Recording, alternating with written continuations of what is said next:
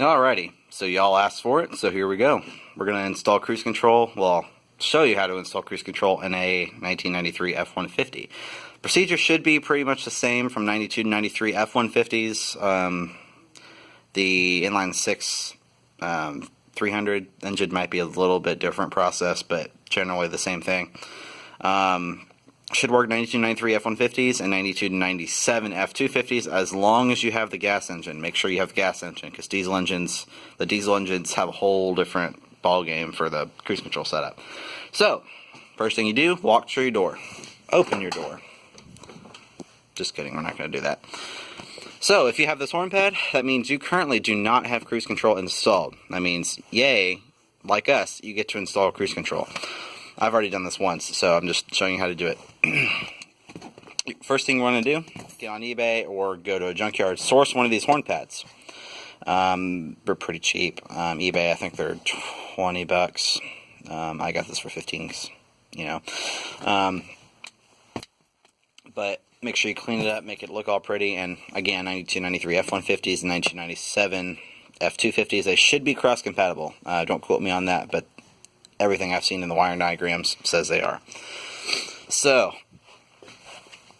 first thing we're going to do, you have this nice horn pad, looks good, but you don't need it anymore. So, you're going to pull it off, kind of like this. Cats, are you fighting?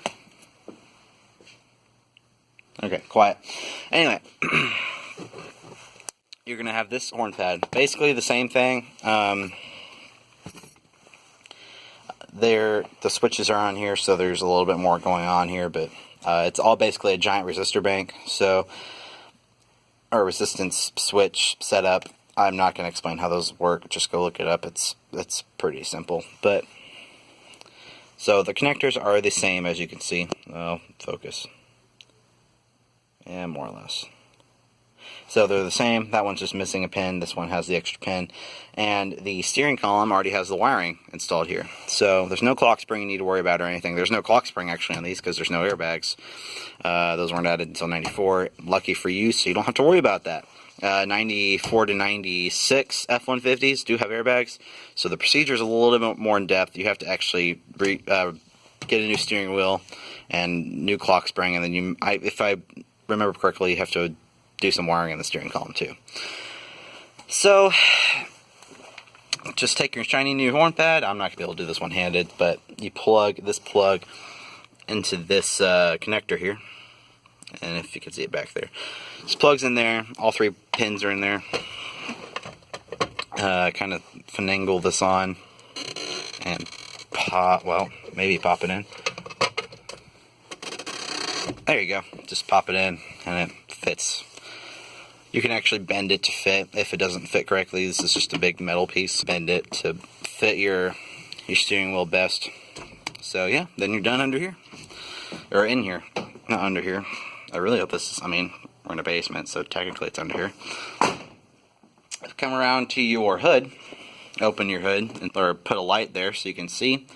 And first of all, you're going to want to source yourself a cruise control module. Now, 92 to 93 F-150s typically came, at least the lower models, came with vacuum operated systems. And it turns out that's what this truck was wired for. Vacuum operated cruise control systems. And those date back, to the late 70s and whatnot. But I didn't really want one of those because that's a pain, and I just replaced all my vacuum lines. So I know how big of a pain those can be. So I just got one of these 92. I got a 92 F-150 cruise control module, and you should be able to use a 92 through 90 or a 2004 cruise control module if I remember correctly. But just to be safe and make sure it worked more or less correctly, I got a 92 cruise control module, and this is a 93 truck, so those year models are identical almost. Make sure it comes with a bracket to mount up on there. I had to source the bolts, but make sure it comes with a bracket, and make sure it comes with your cruise control cable, because that's unique to these trucks, or unique to your engine type. I think 302 and 351 are all the same. Kidding me? Shh. So first thing you want to do is take off your throttle body cover, 7/32 bolts. There's one, You can kind of see there's one on the side here and one on top there. It's self-explanatory. Then you route your cruise control cable down through there, make it pretty, make sure to come in contact with anything or rub on anything. So you take this cable, and it looks like there's nowhere to plug it in, right?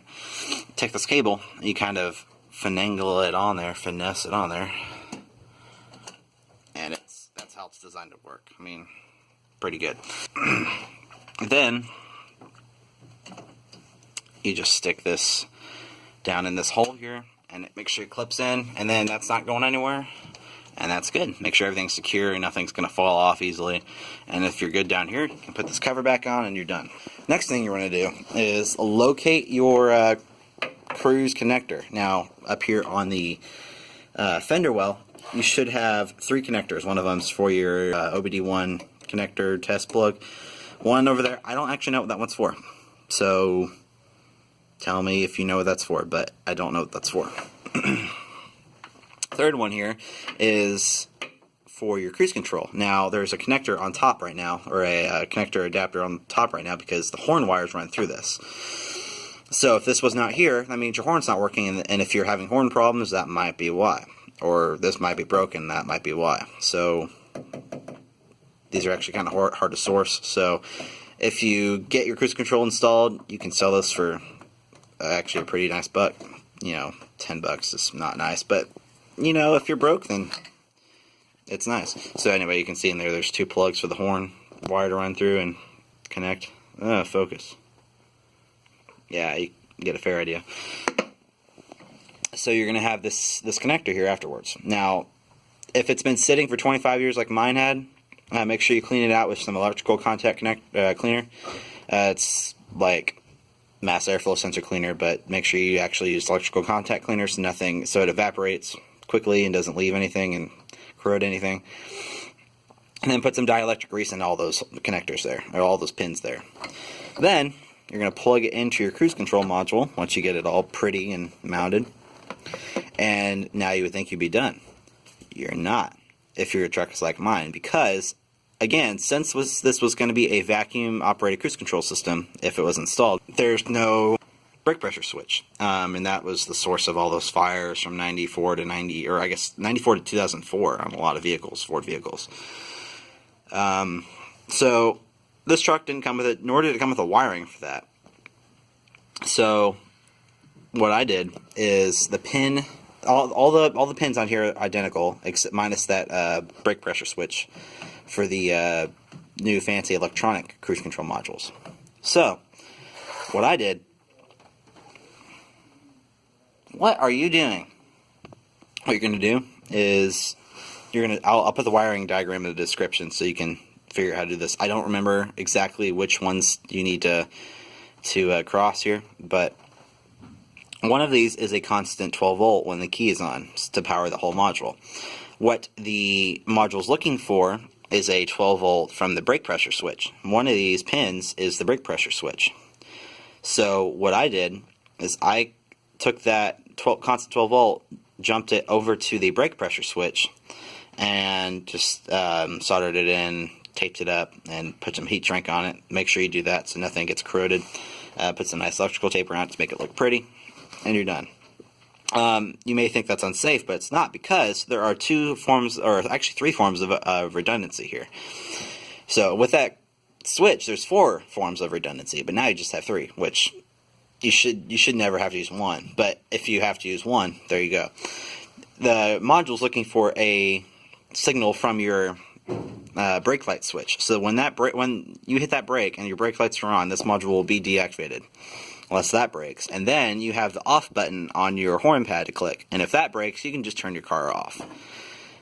And just come unplug this. It's not that hard. And it shouldn't have to get that far. It's pretty redundant as it is right now. So once you've done that, go take it for a drive and see if it works, and it should work. I've been using this for several months now, and it has not let me down once. The one problem I have had, and someone might tell me how to fix this, my speed sensor has been acting up such that my speedometer has been doing this around 70 miles an hour. Doesn't really do it around 50, but once you get up above 60, it starts to wobble a little bit. So I replaced my speed sensor. It got worse, so I replaced some more wires under there, and it got better to the point that I was doing just this again. But I'm not quite sure what's going on. I might try to take my cluster apart again to clean all the contacts. I've had it apart a few times, so that might be part of the reason. But it's been doing it since I got the truck. So, but yeah, pretty self-explanatory, and it all works just fine. So, hope you all enjoy your new fancy cruise control system.